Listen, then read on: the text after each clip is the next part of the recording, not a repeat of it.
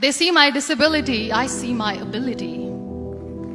They call me disabled, I call myself differently abled. There are some incidents that happen in your life. Those incidents break you, deform you, but they mold you into the best version of you. And the same thing happened to me. I was 18 years old when I got married. My father wanted me to get married. And all I said was, if that makes you happy, I'll say yes. And of course, it was never a happy marriage. Just about after 2 years of getting married, I met a car accident. Somehow my husband fell asleep and the car fell in the ditch.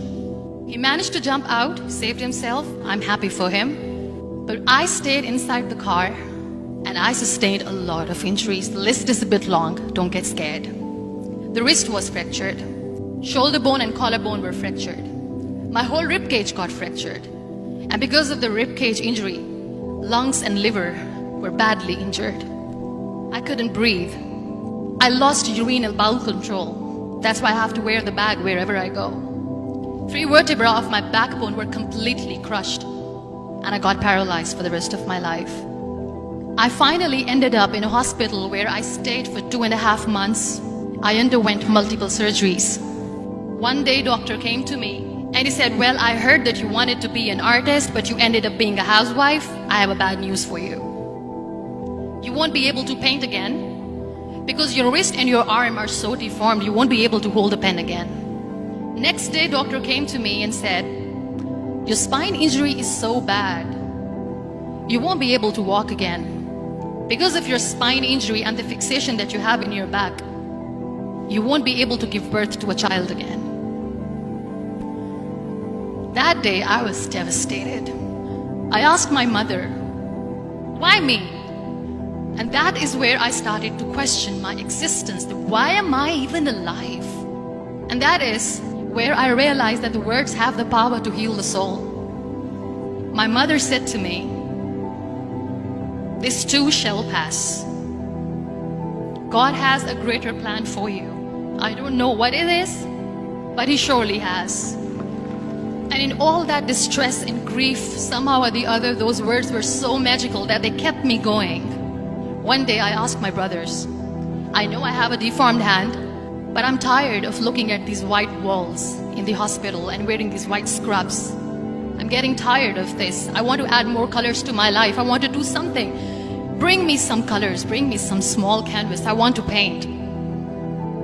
So the very first painting I made was on my deathbed, where I painted for the very first time.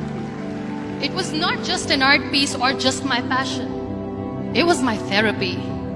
And then I was discharged and I went back home. And I went back home and I realized that I have developed a lot of pressure ulcers on my back and on my hip bone. I was unable to sit.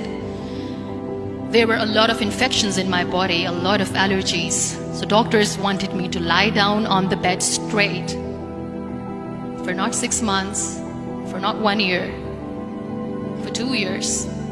I was bedridden, confined in that one room, looking outside the window, listening to the birds chirping, and thinking maybe there will be a time when we'll be going out with the family and enjoying the nature. That was the time where I realized how lucky people are.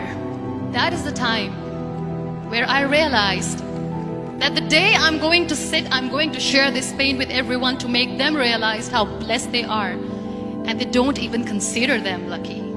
That day I decided that I'm going to fight my fears.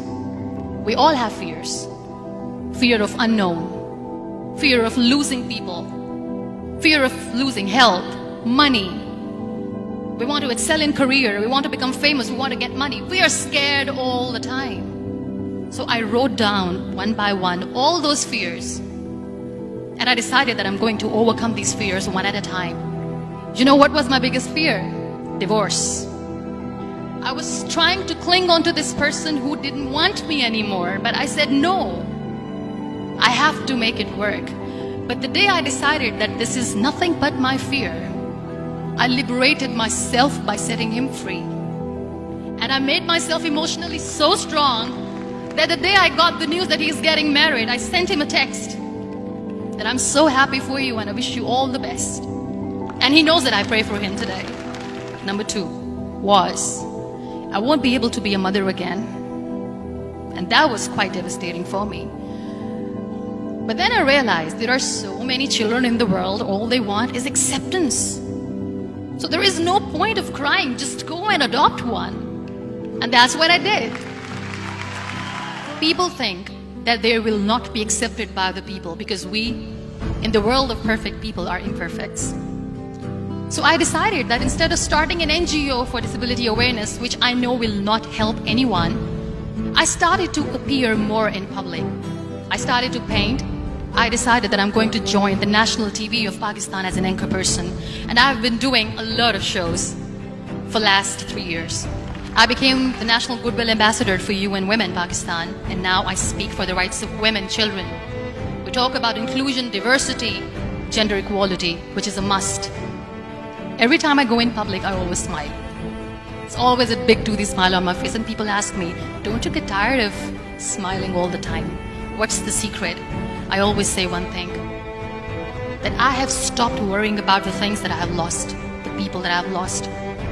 Things and people who were meant to be with me are with me.